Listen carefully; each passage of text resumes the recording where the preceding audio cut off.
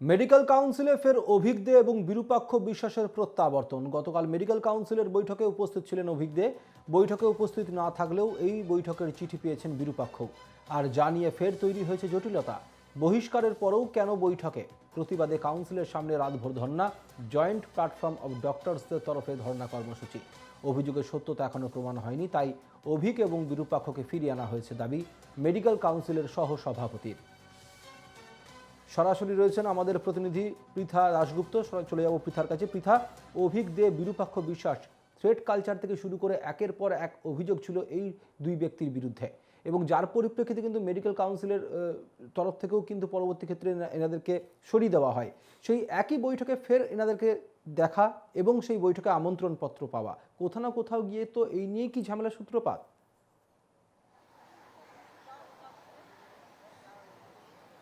9ই August RG Kar কাণ্ড এবং তারপরে দেখা গিয়েছিল যে বিভিন্নভাবে থ্রেড কালচারের মতো যে অভিযোগ, একাধিক অভিযোগের ভিত্তিতে বিরূপাক্ষ বিশ্বাস এবং অভিক দে, এই দুটো নামকে ঘিরে কিন্তু জটিলতা, বিতর্ক সৃষ্টি হয়েছিল। কিন্তু গতকাল যে মেডিকেল কাউন্সিলের যে বৈঠক ছিল, সেই বৈঠকে অভিক দেকে দেখা গিয়েছিল। এই বৈঠকে উপস্থিত ছিলেন না বিরূপাক্ষ বিশ্বাস, কিন্তু সূত্রের খবর যে এই বৈঠকে আসার জন্য তিনি চিঠি পর্যন্ত পেয়েছিলেন। কেন তাদের প্রত্যাবর্তন, কেন মেডিকেল কাউন্সিলের বৈঠকে বিরূপাক্ষ বিশ্বাস এবং অভিজ্ঞদের প্রত্যাবর্তন, এই প্রত্যাবর্তনকে ঘিরেই জটিলতা তৈরি হয়েছে। এবং এই মুহূর্তে একদম ওয়েস্ট বেঙ্গল মেডিকেল কাউন্সিলের সামনে যে সার্ভিস রোড রয়েছে, সেই সার্ভিস রোডের সামনে ধর্ণা অবস্থান, রাতভর ধর্ণা অবস্থান চলছে। এবং সিনিয়র চিকিৎসক থেকে শুরু করে জুনিয়র চিকিৎসক অর্থাৎ জয়েন্ট প্ল্যাটফর্ম অফ ডক্টরসদের পক্ষ থেকে এই যে ধর্ণা অবস্থান, সেই ধর্ণা অবস্থান চলছে। তাদের যেটা দাবি যে কেন এই অভিক দে এবং বিরূপাক্ষ বিশ্বাসকে ফিরিয়ে আনা হলো। যদিও সভাপতি এবং সহসভাপতি তারা বলছেন যে এখনো পর্যন্ত তাদের বিরুদ্ধে স্পেসিফিক কোনো অভিযোগ জমা পড়েনি, তাই জন্য ফিরিয়ে আনা হয়েছে। এক্ষেত্রেও একটা কন্ট্রাডিকশন রয়েছে। সভাপতি বলছেন যে বিরূপাক্ষ বিশ্বাস মেডিকেল কাউন্সিলের সদস্যই ছিলেন না, অভিকদের বিরুদ্ধে কোনো অভিযোগ এখনো প্রমাণিত হয়নি, সেই জন্য তাকে ফিরিয়ে আনা হয়েছে। সহসভাপতি যদিও বলেছেন যে অভিক দে এবং বিরূপাক্ষ বিশ্বাস কারোর বিরুদ্ধেই কোনো অভিযোগ জমা পড়েনি। এইভাবেই যে অস্থায়ী যে ছাউনি, সেই ছাউনি পেতে রাত ভোর ধর্নায় জুনিয়র চিকিৎসক, সিনিয়র চিকিৎসক অর্থাৎ জয়েন্ট প্ল্যাটফর্ম অফ ডক্টরসদের পক্ষ থেকে। এবং তাদের দাবি এই আন্দোলন আরো বাড়বে যদি না কোনো সঠিক উত্তর দিতে পারে কাউন্সিলের পক্ষ থেকে। শুধুমাত্র তাই নয়, সকালবেলা পুলিশের পক্ষ থেকে বলা হয়েছে এই যে ধর্ণা মঞ্চ, সেই ধর্ণা মঞ্চ খুলে ফেলার জন্য। এবং বলা হচ্ছে ডাক্তারদের, চিকিৎসকদের পক্ষ থেকে, যেহেতু এটা সার্ভিস রোড, যেহেতু এটা ডেড লেন, এখান দিয়ে কোনো গাড়ি যাতায়াত করে না, ফলত কোনো অসুবিধা হওয়ার কথা নয়। কিন্তু পুলিশের পক্ষ থেকে বলা হয়েছে যেহেতু রাস্তার উপরে এভাবে ছাউনি করা হয়েছে, ফলত এই ধরনের চালিয়ে যাওয়া যাবে না। আমি একটু সরাসরি কথা বলে নেব। সকালবেলা বলা হয়েছিল পুলিশের পক্ষ থেকে যে এই রাস্তা ছেড়ে দিতে হবে। আপনাদের দাবি কি? এর পরবর্তী কর্মসূচি কি রয়েছে, কি জানাচ্ছেন? পরবর্তী না, রাস্তা ছাড়তে বলেনি পুলিশ। পুলিশ বলেছে না না, উঠে যেতে বলেনি। বলছে আপনারা অবস্থান করছেন করুন, আমাদের কোনো সমস্যা নেই। ওনাদের যত সমস্যা হচ্ছে উপরতলার চাপে, পরিষ্কার বললেন যে আমাদের higher authority, superior authority instruction আছে ত্রিপলগুলোকে খুলে দিতে হবে।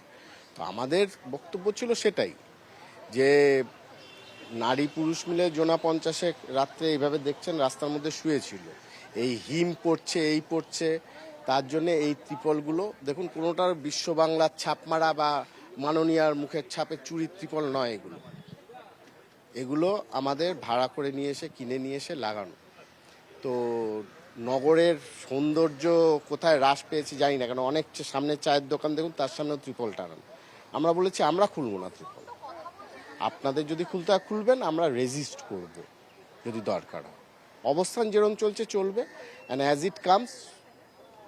আজকে কি নতুন করে কোনো বৈঠক বা সাক্ষাতের কোনো সম্ভাবনা কিছু রয়েছে? কারণ এই যে অবস্থান, আপনাদের যে দাবিগুলো নিয়ে, সেই দাবি শোনার বা এটা সমাধানের কোনো জায়গা রয়েছে আজকে কর্মসূচিতে? কর্মসূচি মানে মেডিকেল কাউন্সিলে যদি ওরা মিটিং করে কি করবে সেগুলো দেখা যাক, সেইভাবে যেরকম ঘটনা এগোবে সেইভাবে আমাদেরকে মুভ করতে হবে। শুধু অভিক বিরূপাক্ষ বলে না, যে আমরা কি চাইবো যে থ্রেড কালচারটাকে আবার ইনভাইট করতে, যাদের বিরুদ্ধে এরকম গুচ্ছ গুচ্ছ অভিযোগ এবং তাদের মানে কলেজগুলোতে তদন্ত হয়েছে, তাদের নামে অভিযোগপত্র স্বাস্থ্য ভবনে জমা পড়েছে। স্বাস্থ্য ভবন থেকে নাকি মেডিকেল কাউন্সিলে সেই ইনস্ট্রাকশন আসেনি। আর যিনি রেজিস্টার তার অ্যাপয়েন্টমেন্টই তো ইললিগাল। তো এই জঞ্জালকে সাফা না করলে তো মানে পশ্চিমবঙ্গের মেডিকেল এডুকেশনটাই রসাতলে যাবে আর কি। মানে আপনি অসুস্থ হলে, বাড়ির কেউ অসুস্থ হলে কাকে দেখাবেন 10 বার ভাববেন। সেটাকে বন্ধ করার যেভাবে লড়াই পথে যখন নেমেছি, যেভাবে হিসাব বুঝে নেবো আমরা। ফলে তো বোঝা যাচ্ছে যে তাদের একদম সাফ কথা যে বিভিন্ন যে অভিযোগ উঠেছে, থ্রেড কালচার থেকে শুরু করে বিভিন্ন ধরনের যে অভিযোগ, তারা যাদের নাম জড়িত তারা আবার নতুন করে কেন আসছে, তাদের কেন এই বৈঠকে ডাকা হচ্ছে।